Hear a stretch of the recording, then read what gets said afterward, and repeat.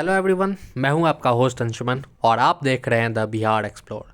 और आज हम बात करने वाले हैं टॉप 8 रेलवे स्टेशंस जो कि हमारे बिहार में हैं। मैं इनके एनुअल इनकम और न्यू लुक के हिसाब से भी बात करूंगा कि कौन कितना परफेक्ट होने जा रहा है।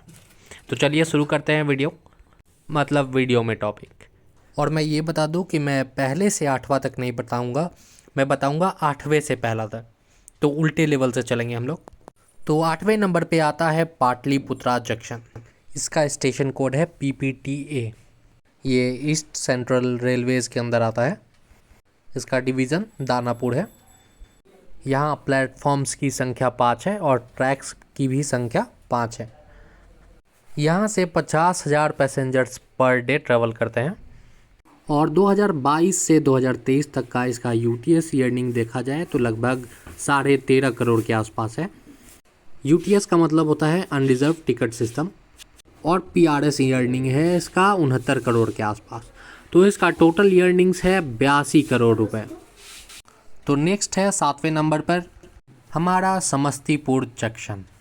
इसका स्टेशन कोड है SPJ। ये भी ईस्ट सेंट्रल रेलवेज़ के अंदर आता है। इसका डिवीज़न भी समस्तीपुर डिवीज़न ही है। यहाँ पर 7 प्लेटफॉर्म्स और 15 ट्रैक्स हैं। यहाँ से लगभग 17,000 पैसेंजर्स पर डे ट्रैवल करते हैं।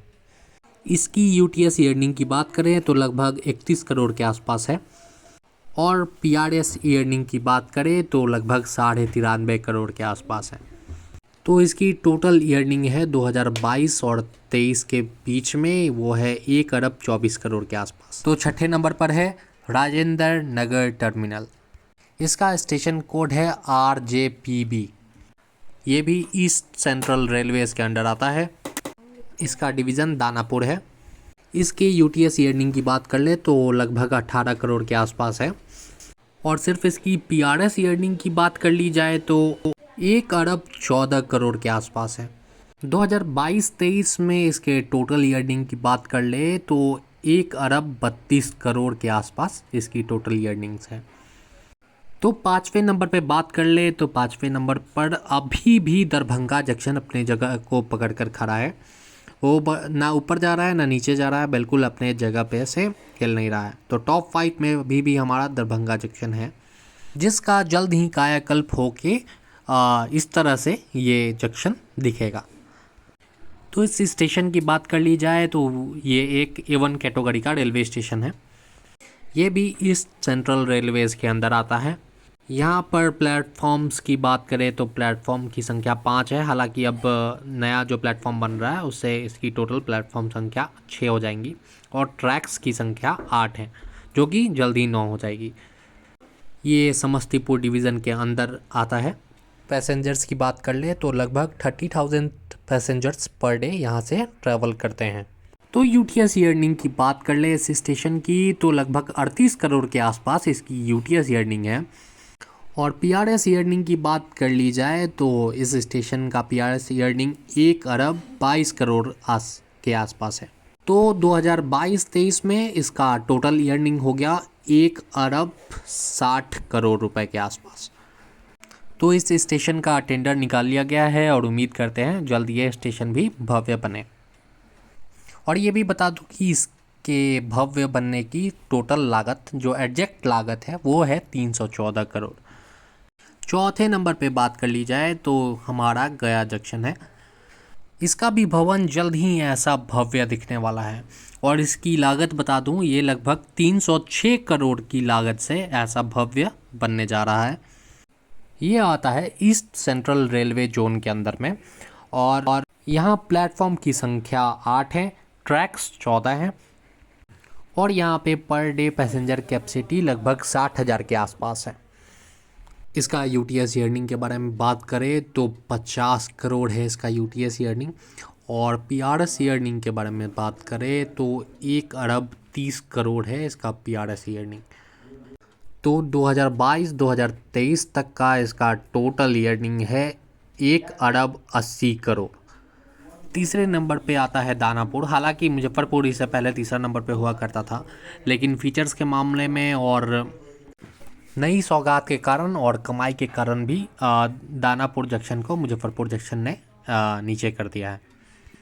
तो बात कर लूँ दानापुर जंक्शन के का भी, तो ईस्ट सेंट्रल रेलवेज के अंदर आता है दानापुर जंक्शन, और इसका प्लेटफॉर्म है टोटल 6। अभी 6+1 कहेंगे, इसको 7 कहेंगे क्योंकि एक अंडर कंस्ट्रक्शन है।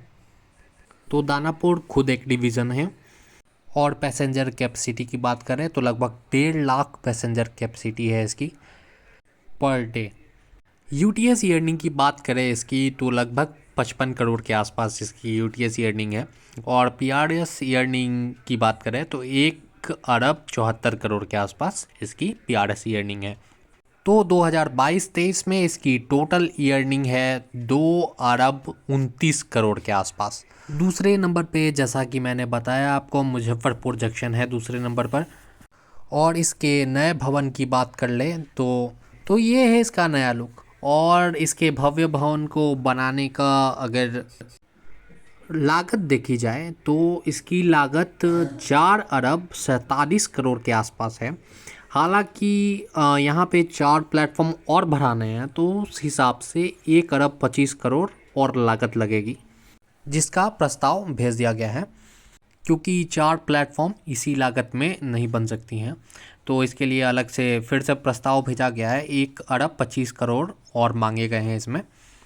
तो इस स्टेशन की बात कर ले तो ये एक A1 कैटेगरी का रेलवे स्टेशन है। तो ये ईस्ट सेंट्रल रेलवे जोन के अंदर आता है। प्लेटफॉर्म्स की संख्या की बात कर ले तो यहाँ प्लेटफॉर्म्स 8 हैं और ट्रैक 22 हैं। और इसके डिवीज़न की बात कर ले तो ये सोनपुर डिवीज़न के अंतर्गत आता है। तो इसकी पैसेंजर कैपेसिटी की बात कर लें तो इसकी कैपेसिटी 3,57,075 पर डे के हिसाब से बताया जा रहा है। इसके यूटीएस अर्निंग की बात करें तो 51 करोड़ के आसपास इसके यूटीएस अर्निंग है।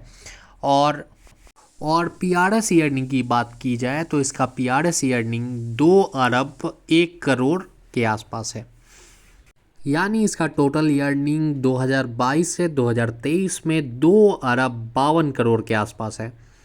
तो आइए बात करते हैं नंबर 1 की, जो आप सब जानते हैं, वो है पटना जंक्शन। इसकी यूटीएस अर्निंग मैं पहले ही आपको बता दूं कि इसकी यूटीएस अर्निंग है 81 करोड़ रुपए और पीआरएस अर्निंग है 5 अरब 16 करोड़ के आसपास। और इसकी टोटल अर्निंग्स है 2022 से 2023 तक की 5 अरब 98 करोड़ के आसपास। तो ये जंक्शन अलग लीग में चल रहा है क्योंकि यहाँ से हर जगह के लिए ट्रेन चलती है, हर तरफ के लिए ट्रैक्स हैं, क्योंकि ये ऑफ कोर्स बिहार का कैपिटल है। तो बात कर ले तो इसे भी ऑपरेट करता है ईस्ट सेंट्रल रेलवेज़। प्लेटफॉर्म की संख्या बोले तो यहाँ पे प्लेटफॉर्म की संख्या 10 हैं और ट्रैक्स टोटल 15 हैं। प्लेटफॉर्म की संख्या यहाँ पर भी इंक्रीज़ करेगी, हालांकि थोड़ा आगे बढ़ा के, जैसे 10A और 9A करके, ऐसे करके 2 प्लेटफॉर्म बनाए जाएंगे जिस पे मेमो डेमो ट्रेन्स रुकेंगी। तो यहाँ पे भी प्लेटफॉर्म संख्या 12 होने जा रही है।